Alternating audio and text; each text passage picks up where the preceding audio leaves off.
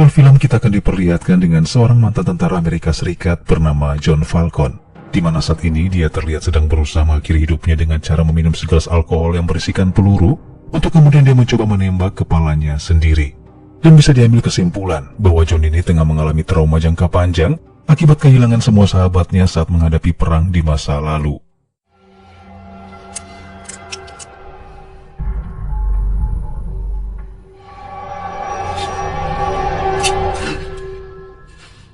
Sampai di satu hari ketika John berkunjung di sebuah minimarket untuk membeli sebotol minuman beralkohol.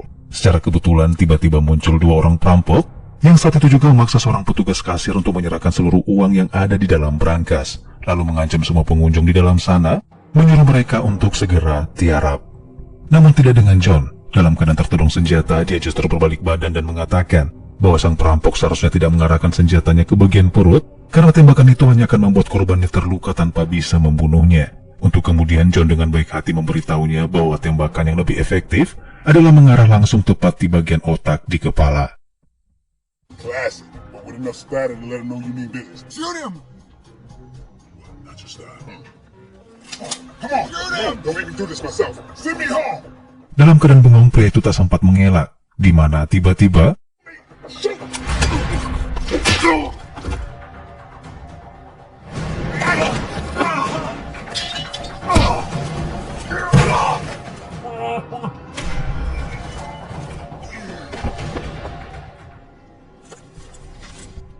dan John pun dengan cepat melumpuhkan kedua penjahat itu dengan sangat mudah.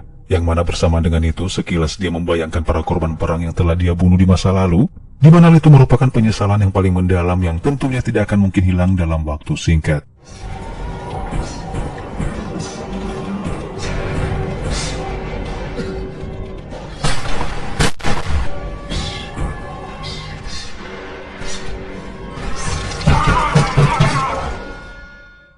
Di keesokan siangnya, John pun terbangun ketika kakak perempuannya bernama Cindy datang ke apartemennya, di mana diketahui bahwa Cindy merupakan satu-satunya keluarga terakhir John yang ia miliki, karena selain sang kakak tidak ada lagi yang peduli dan perhatian dengannya. I know what happened.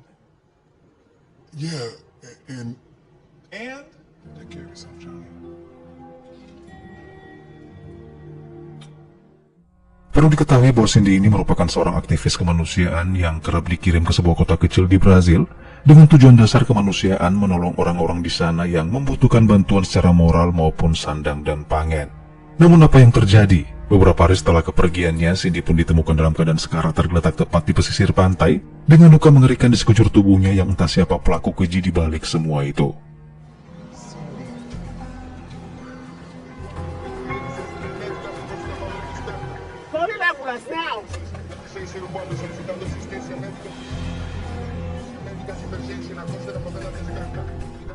Mendengar kabar tersebut, John pun tentu saja terlihat begitu sangat kaget, sehingga dia tentu saja tidak hanya tinggal diam, di mana saat itu juga dia segera berangkat ke Brazil untuk melihat kondisi sang kakak yang sedang sekarat. Sementara itu kita akan dibawa ke kota tempat di mana Cindy mengalami insiden tersebut, di mana di sana ada seorang detektif bernama Tiago yang saat itu tengah menangkap beberapa warga yang disinyalir telah menyelundupkan beberapa senjata ilegal. They did nothing.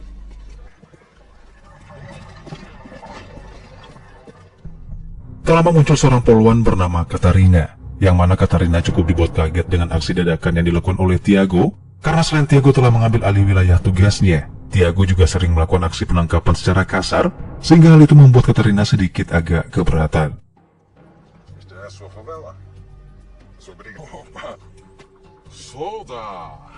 Same favela where an American social worker, Cindy Chapman, was on. Tak berselang lama kemudian terjadilah sebuah ketegangan ketika Tiago mencabut pistolnya, sehingga para warga yang ada di sana secara spontan dan serentak mengarahkan senjata mereka.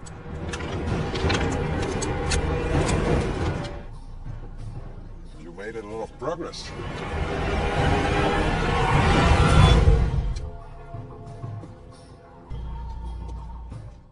Tidak ingin ada pertumpahan darah, Tiago pun menantang salah satu petarung dari mereka untuk berduel dengan anak buahnya bernama Carlo, di mana jika mereka menang melawan Carlo, maka Tiago berjanji tidak akan pernah datang ke tempat itu lagi. If we win, we live to fight another day. But if we win, we give you back all your stuff. We let everyone go.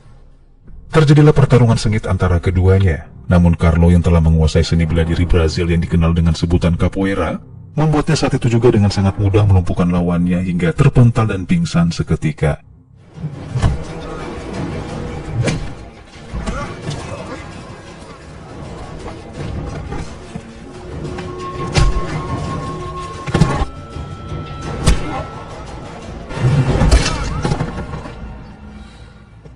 Sementara itu John yang baru saja tiba di Brazil disambut oleh atasan Cindy bernama Manny Ridley.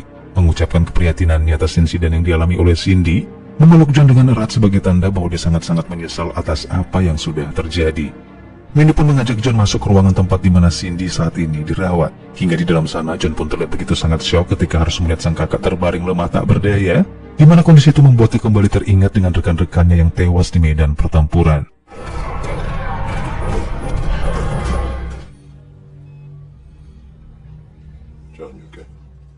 Tak berapa lama Manny memperkenalkan John kepada Tiago yang merupakan detektif yang bertugas untuk menyelidiki kasusnya Cindy. Sehingga dengan itu Manny berharap John bisa tenang dan menyerahkan semua itu pada Tiago untuk menemukan para pelaku.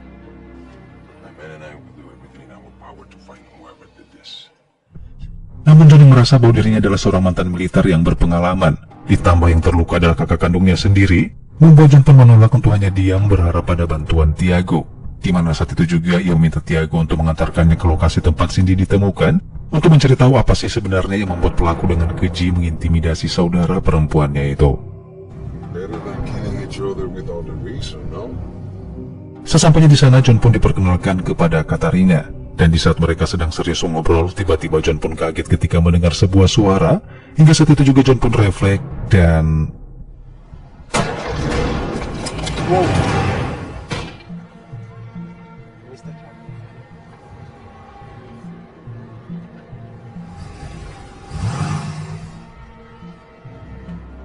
tudungan pistol yang diarahkan John ke arah para warga yang juga menodongkan senjata ke arahnya, membuat mereka pun semua yang berada di sana berasumsi bahwa John bukanlah orang yang sembarangan, namun dia adalah sosok yang sudah terbiasa memegang senjata.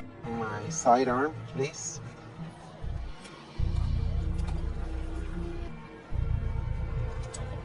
You're right. Katarina pun menjelaskan bahwa semua fasilitas seperti rumah sakit, sekolah, dan tempat-tempat ibadah semuanya dibiayai dari bisnis ilegal yang ada di kota ini. Dan realitanya para warga terpaksa melakukan semua itu karena pemerintah tidak pernah memperdulikan suara mereka. Dan hal ini pun menjadi dilema tersendiri bagi para penegak hukum seperti Katarina, karena jika dia menangkap para pengedar, penyelundup, dan orang-orang yang dianggapnya jahat, maka secara tidak langsung dia telah memberikan penderitaan kepada seluruh warga yang ada di kota kecil itu. The world is rarely white and black, Mr. Sherman, especially here in the favela. Setelah Katarina pergi, John pun kembali ke lokasi tempat Cindy ditemukan, di mana di sana secara kebetulan John melihat gerak-geri beberapa pemuda yang mencurigakan, lalu mengikuti salah seorang dari mereka yang terlihat sedang menggunakan kalung Cindy pada lehernya. Necklace. Where'd you get that necklace? Where did you get the necklace? Tidak terima salah seorang rekan mereka diintimidasi oleh John. Saat itu juga mereka mencoba melakukan pengeroyokan, yang justru dengan mudahnya John mengalahkan mereka semua yang katanya pentolan preman yang cukup jago di kota tersebut.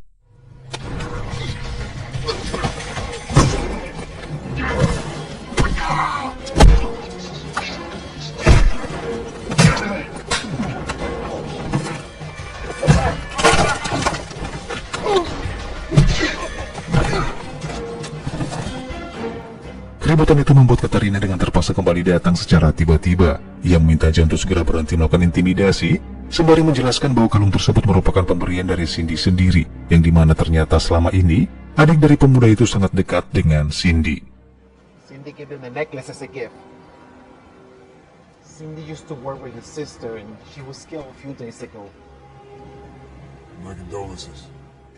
Namun yang menjadi masalah adalah adik dari pemuda itu dikabarkan menghilang sesaat sebelum insiden yang menimpa Cindy, sehingga bisa diambil kesimpulan bahwa pelaku yang telah membuat Cindy sekarat adalah pelaku yang sama yang telah menculik adiknya si pemuda tersebut. Di saat akan pergi, pemuda itu memberikan sebuah buku catatan milik Cindy, di mana buku tersebut sempat dititipkan Cindy kepada pemuda tersebut, dan dengan buku itu pun John berharap menemukan sebuah petunjuk yang bisa mengarahkannya kepada si pelaku. This is definitely Cindy's. Practically her whole life was in this thing. Dan setelah diperiksa, akhirnya John menemukan nomor telepon yang merupakan orang terakhir yang Cindy temui, di mana pria itu adalah seorang fotografer yang pernah bekerja dengan Cindy, sehingga lagi-lagi John sangat berharap menemukan petunjuk yang bisa John dapatkan dari sang fotografer tersebut. So what did you find out? I really like your sister. She is a good soul. And I didn't come to find out, I just take photos, you know? Namun karena tak juga mendapatkan informasi lebih, John pun diam-diam mengambil flashdisk milik si fotografer, berharap ada sebuah petunjuk yang bisa ditemukan. Cindy had friends like you in the corner. You understand? Namun sial, saat si fotografer akan segera beranjak pergi dari sana, tiba-tiba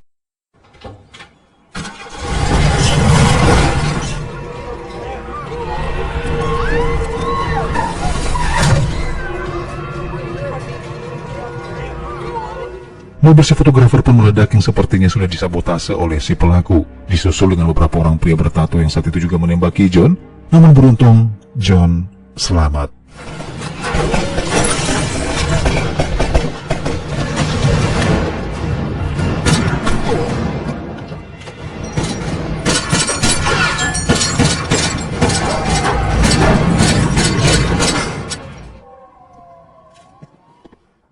Tanpa lagi sempat berleha-leha, John pun dengan segera menemui Manny untuk mencari petunjuk melalui data yang ada di dalam flashdisk tersebut, di mana di dalamnya ada sebuah foto seorang pria dan juga nama dari label sebuah klub malam yang kemungkinan berhubungan erat dengan insiden yang dialami oleh Cindy kakaknya itu.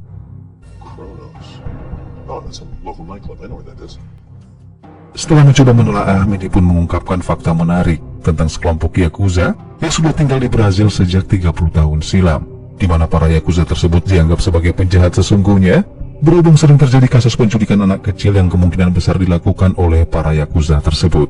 Tak membuang-buang waktu, John pun dengan segera pergi ke klub tersebut, di mana saat ia melihat si pria yang ada di foto, tanpa ragu John pun mengikutinya sampai ke toilet.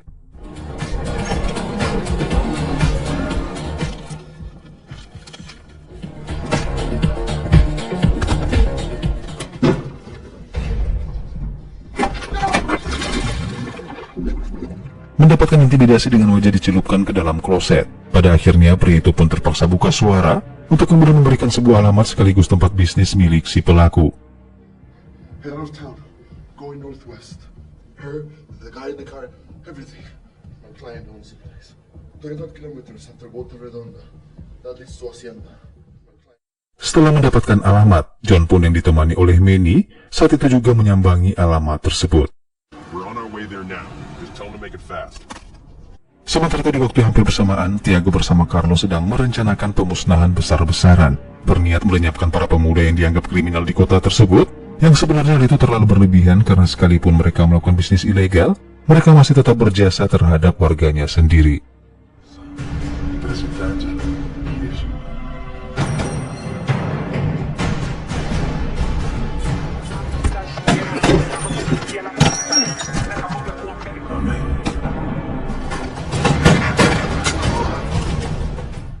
Setelah membantai semua orang yang dianggap penjahat di kota itu, satu anggota Tiago pun tak sengaja melihat beberapa pria Jepang dengan setelan rapi yang saat itu tengah mengangkut beberapa anak kecil untuk dimasukkan ke dalam mobil. Namun siapa sangka, saat si anggota sudah berhasil meringkusnya, tiba-tiba muncullah Tiago dengan ekspresi wajah tanpa dosa, yang saat itu juga tanpa basa-basi melepaskan tembakan menewaskan anggotanya itu.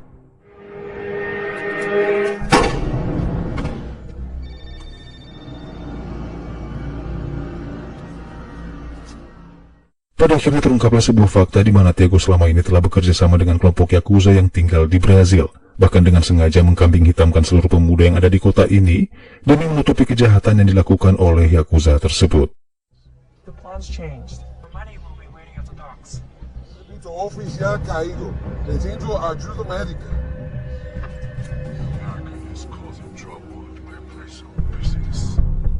Di sisi lain, John yang baru saja tiba di tempat tujuan. Saat itu juga ia meminta Manny untuk pulang, sementara dia akan menyelesaikan sisa dari akar permasalahan dengan masuk sendirian ke dalam markas yang menjadi tempat bisnis ilegalnya para Yakuza. Dengan tubuh kekar bak layaknya Algojo pengeksekutor, John pun menghadapi satu persatu anggota Yakuza dengan cukup mudah, membantai mereka hingga mampus satu persatu.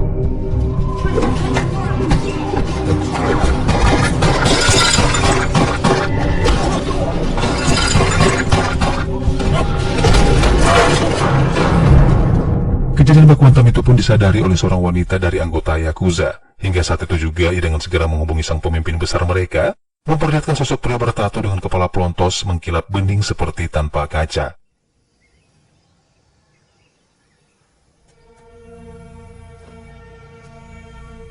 Dan kita pun akan diperlihatkan betapa kejamnya beliau, di mana sang pemimpin Yakuza dengan ekspresi dingin menusuk si pria yang ada di klub malam waktu itu, karena ia dianggap telah berkhianat terhadap kelompoknya.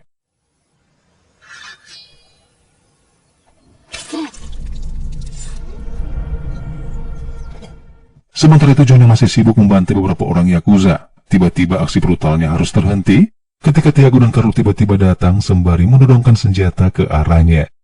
What are you doing here? These are the men who attacked City. Mr. Chapman, What are you doing? What's going on? Maria, Cougar's sister, she's here. I saw her. She's downstairs. John pun menunjukkan sebuah koper yang ia temukan, di mana saat itu juga ia sangat yakin bahwa isi dari tas itu merupakan bukti-bukti kejahatan yang sudah dilakukan oleh para kelompok Yakuza itu. Namun di saat John akan segera pergi, ia tiba-tiba tersadar bahwa Tiago sempat menyebutkan sebuah nama yang ada pada kertas dan isi koper tersebut, yang sebenarnya John sama sekali belum menyebutkan apapun isi dari koper itu. Sehingga John akhirnya menyadari bahwa Tiago sudah pasti bersekongkol dengan para Yakuza gangster dari Jepang itu. Mr. Chapman, why don't you give me Mr. Dimas, please?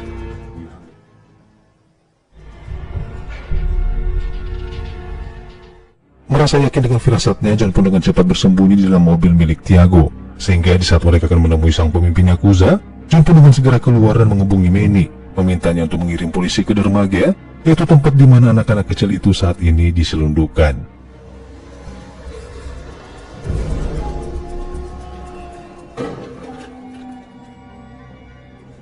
Tiago's dirty. Listen, get the cops over here and tell them do not radio in there. Sembari menunggu polisi datang, John memutuskan untuk menghabisi mereka semua sebagai balas dendam atas penderitaan yang telah dialami oleh sang kakak tercinta.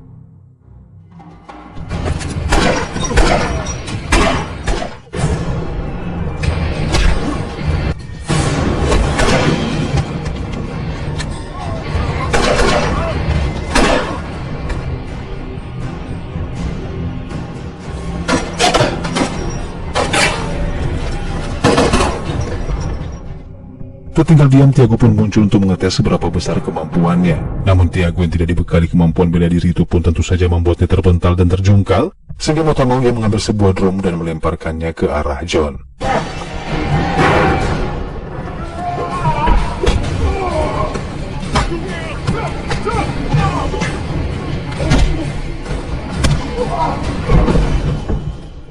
Menyadari kemampuan mereka tak juga melumpuhkan John, mereka berdua pada akhirnya memutuskan untuk melakukan pengeroyokan, bersamaan munculnya sang pemimpin Yakuza yang saat itu juga menghunuskan katana.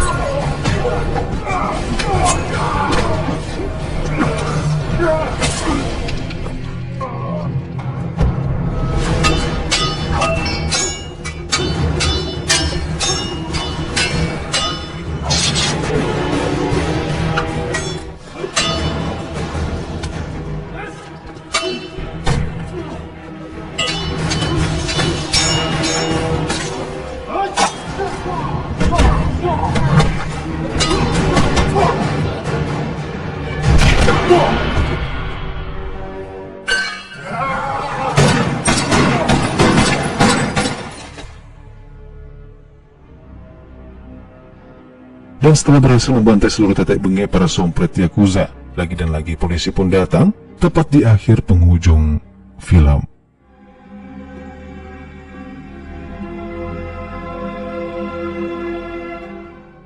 Meskipun semuanya telah berakhir, namun ternyata John masih saja memiliki satu masalah, di mana Cindy sang kakak masih harus mendapatkan perawatan akibat luka dalam dan trauma berat yang dialaminya, ditambah biaya pengobatan yang tergolong mahal, hingga sempat membuat John berpikir keras apakah perlu meminjam dana tunai di aplikasi pinjam online.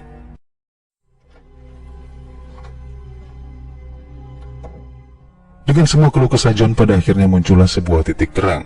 di mana Manny memberikan solusi agar John tak perlu lagi memikirkan biaya perawatan Cindy, yaitu dengan menawari John sebuah pekerjaan melakukan sebuah misi rahasia. Uncle Manny gives you something else to destroy. When do I start? You already did. It's your old call sign. Baiklah teman-teman, segitu dulu aja perjumpaan kita di alur cerita film kali ini. Harapan saya semoga teman-teman selalu terhibur. Terima kasih sudah menonton dan sampai ketemu lagi di alur cerita film selanjutnya.